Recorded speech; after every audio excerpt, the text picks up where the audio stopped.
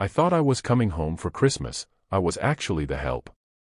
My mom begged me to come home for the holidays. I'm Claire Miller. I'm 30. And like an idiot, I actually thought this Christmas might be different. She called me in London at 3 o'clock in the morning, sobbing on FaceTime about how we never see you anymore and how the whole family needs you here. 10 hours on a cramped overnight flight. 2 layovers. A dead phone battery. And I still showed up on her doorstep in San Diego with a suitcase full of gifts for my brother's kids. I was exhausted. Smelled like airplane coffee. And my back was killing me. I rang the bell, heart pounding, a little stupidly hoping she'd hug me like she used to when I was a kid. The door flew open. No, hello. No, how was your flight? No hug. Just my mom staring at my suitcase and saying, like it was the most normal thing in the world, "You'll babysit your brother's kids. We're going on a family trip." My brother stepped into the doorway. Sunglasses on. Duffel bag over his shoulder. The kids hanging off his arms. He smirked and said, "Hey guys, don't wipe your snot on Aunt Claire, she's jet-lagged." They all laughed. Like I was the punchline to a joke. My parents. My brother. The kids. Everybody cracking up while I stood there with airplane hair and a credit card bill full of tickets I'd paid for. I didn't yell. I didn't cry. I just felt something in me click off, like a switch. I smiled. Set my suitcase down in the entryway. Looked my mom right in the eye. And said one sentence. And that was the moment everything flipped. The laughing stopped. The color drained from their faces. And my mom kept whispering, "No. No. No way." By the time I was done, their dream vacation wasn't happening. Their house was on the line. And I was finally done being their free babysitter and personal bank. Stay with me until the end, and I'll tell you exactly how one ungrateful daughter ruined her family's perfect holiday, and took her life back in the process. The funny thing is, the moment I said that one sentence, the whole room froze. But to really understand why, you have to know what those people at the door had been doing to me for years. My mom didn't just miss me when she called me in London 2 weeks before. That 3 a.m. FaceTime. She had already texted me screenshots of crazy expensive holiday prices, hinting that she and my dad could never afford a trip like that unless I helped a little, just this once. Just this once was how every single favor started. When my dad needed knee surgery, I wired money. When my brother Jason maxed out his credit cards on his big e-commerce idea, I helped him consolidate his debt. When the water heater broke and the mortgage was overdue, I sent money, and my mom posted photos the next week from a new brunch place downtown. I live in a tiny flat in London. I cook most of my meals at home.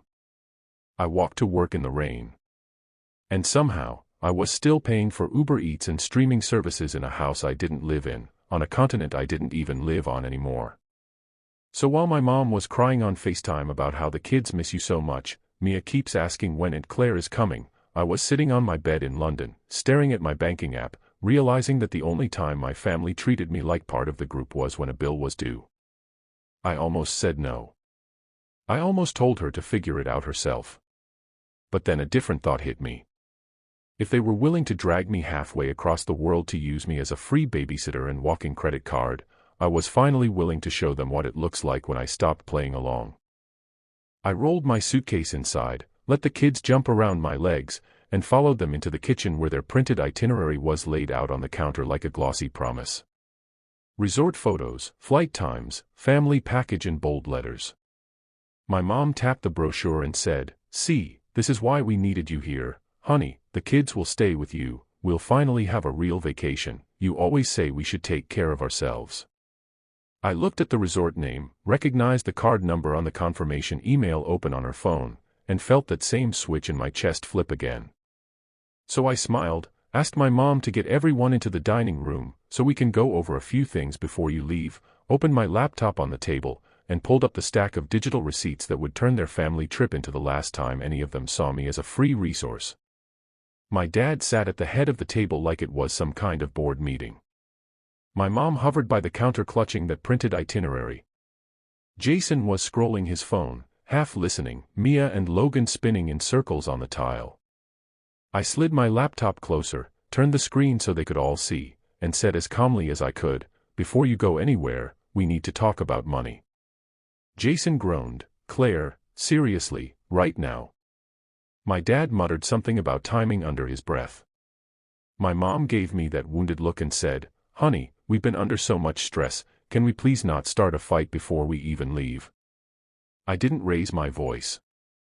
I just clicked to the first folder on my screen labeled Miller Household and opened a spreadsheet. Every line was dated, color-coded, and brutally clear. "Last March," I began, "you called me because the mortgage was 2 months behind. I wired $1,200. In June, Jason's business expenses maxed his card. I sent $2,500. When the water heater broke, $900. When Dad's truck needed new tires, $600. When the electric bill was past due, $300. Here $400, there $500, every month for 3 years, there's something." I scrolled slowly so they could see the amount stacking up, highlighting entries as I spoke. This is not counting the Disney Plus, Hulu, Netflix, Spotify family plan, your Walmart Plus, the cell phone plan, the random emergency Venmo requests that somehow always line up with Black Friday or Labor Day sales. Jason straightened in his chair, color draining from his face as he recognized his own "I swear I'll pay you back next month" memos in the notes column. My mom's hand flew to her mouth when she saw her text screenshot next to deposits for gas money to visit grandma, followed by photos of her at a new nail salon. My dad's jaw tightened when he saw the PayPal transfer labeled knee surgery copay and then the receipt for a brand new flat screen that showed up the same week. "This isn't fair," my mom whispered, "you're making us look like bad people." I shook my head. "I'm not making you look like anything, I'm just showing you what actually happened." Then I scrolled to the bottom, to the row in bold. The total number sat there, big and undeniable. "In the last 36 months, I said quietly, I have sent this house just over $60,000. The room went dead silent. Jason blinked hard. My dad stared at the wall. My mom kept whispering, "No, that can't be right, that can't be right," like if she said it enough the math would change. I reached into my bag and pulled out a thin stack of printed pages, slid them onto the table next to the itinerary for their dream resort. "This," I said, "is a simple agreement. It's not a lawsuit, it's not me taking you to court, it's just a record that all of you acknowledge you owe me this money and will start paying it back, even if it's slowly, $50 a month, 100, whatever." My dad finally snapped out of his shock. "We are family," he barked, "you don't put family in debt like that. What are you going to sue your own parents?" I met his eyes. Family doesn't hide a mortgage in their daughter's name and call her when the payment's late. Family doesn't spend her money on vacations and brunch and then tell everyone she abandoned them. My mom flinched like I'd slapped her. Jason grabbed the pages, skimmed the first paragraph, and his voice cracked. "This is insane. I can't pay this back, none of us can." I leaned back in my chair. "I know, and I'm not expecting you to, not all at once, but I am done living in a world where you pretend you're victims and I'm some selfish career girl overseas." Then I clicked to another tab, the one with their resort reservation confirmation. The familiar logo filled the screen along with their names, dates, and a little note at the bottom with the last 4 digits of the card on file. My card. "And about that family trip you're so excited about," I added, my voice still calm, "you might want to sit down for this part." My dad frowned. "What are you talking about?" I pointed to the status line under the reservation number. "Cancelled 3 days ago." I called the resort and the airline. I said, "Since the bookings were made with my card and my account, I had every right, the package has been refunded, the flight credits have been moved. So when I told you at the door that I wasn't babysitting while you went on vacation, I closed the laptop halfway, just enough to see all their faces at once. What I meant was there is no vacation anymore, not without me, not without my money, not ever again on my dime." My dad lurched up from his chair when he saw the word cancelled, like he could intimidate the screen into changing. "You had no right," he snapped, "those are our tickets." I didn't even flinch. They were bought with my card, from my account, with my money, I said. The right was all mine. He opened his mouth to argue, but I was already clicking to the next window. And that brings me to the house we're sitting in right now. On the screen was an email from the bank with both our names on it, Gary Miller and Claire Miller, co-borrowers. My dad stared at it, his face draining of color. My mom whispered, "Claire, please, not this, we told you it was just paperwork." I swallowed the familiar ache in my throat. "You told me it was a formality," I said. "You told me it wouldn't affect me, but I've been the one covering short payments on this mortgage for years. Every time you forgot a bill it hit my credit too." I clicked a button and a small video popped up in the corner of the screen. My financial advisor's face appeared, framed by a home office in London. We had spoken before I ever got on the plane. "Hi Claire," she said, "is now still a good time?" I turned the laptop slightly so my parents could see. "Perfect," I said. "You remember my family situation?" My dad hissed, "Who is this?" I answered without looking at him. "This is the person who helped me understand exactly what being a co-borrower on your mortgage means and what my options are now that I'm done bailing you out." The advisor introduced herself politely, then got straight to the point. In calm, measured language, she explained that as a co-borrower my credit was tied to this house, that missed payments and constant shortfalls were hurting me, and that I had the right to go to the bank and request to be removed from the loan.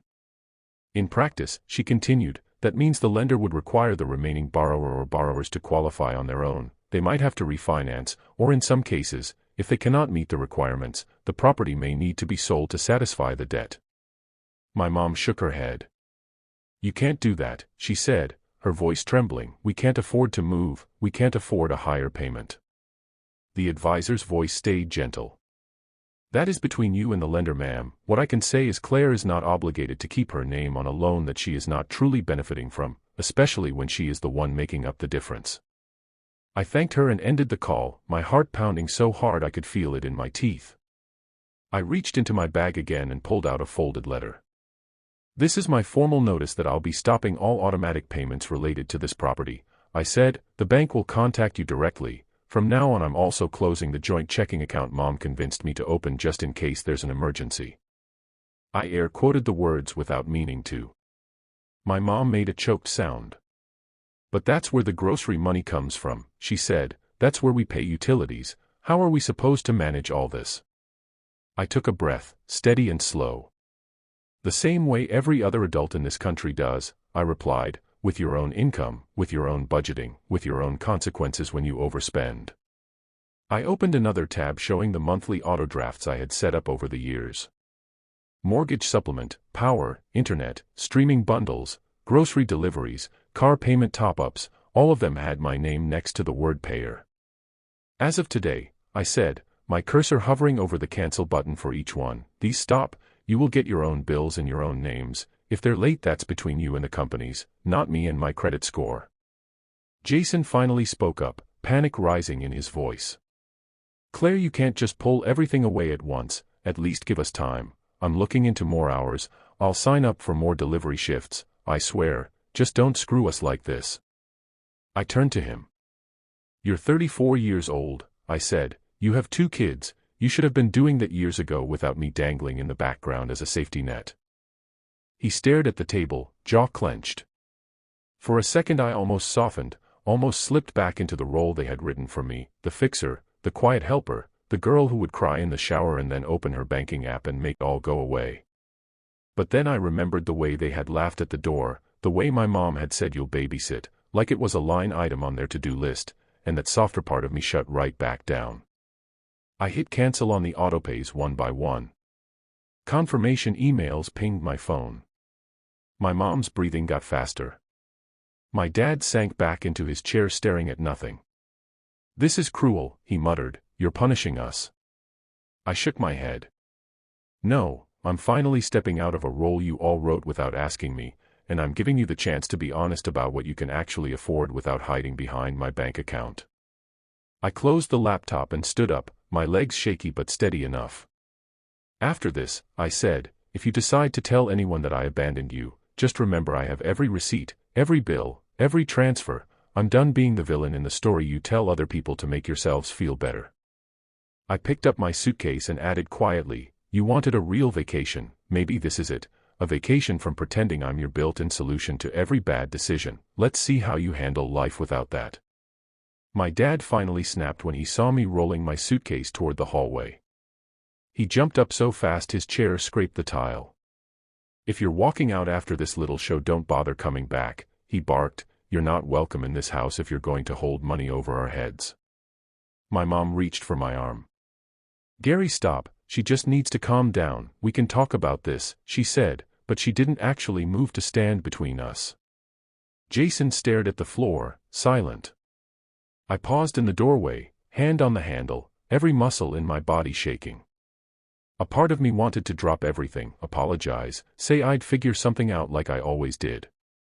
Instead I straightened up and said, you're the one who decided my value here was measured in what I pay for. If I'm not welcome without my credit card, then I was never really welcome at all. My dad jabbed a finger toward the door. Get out, he said, and don't come crying to us when London chews you up and spits you out. I almost laughed at that. London wasn't the city that had been eating me alive, this kitchen was. I stepped outside, the California sun hitting my face, and pulled the door shut behind me. No one followed. No one called my name. The only sound was Mia and Logan arguing about a cartoon from the living room, blissfully unaware that their vacation had just evaporated. 6 weeks later, my doorbell rang. I opened it to find my mom standing in the hallway of my downtown condo, holding a small envelope. I sold some jewelry, she said quietly, and some furniture we didn't need. It's not much, but it's a start. She handed me a check for $300. Then she did something she hadn't done in years. She hugged me, a real hug, the kind that doesn't let go right away. And for the first time, I felt like maybe, just maybe, I wasn't just the help anymore. If this story hit home and you've ever felt like the family ATM, don't just walk away, tap that subscribe button, because this community gets it, we've all been there, and we're done being silent about it, let's build something better together.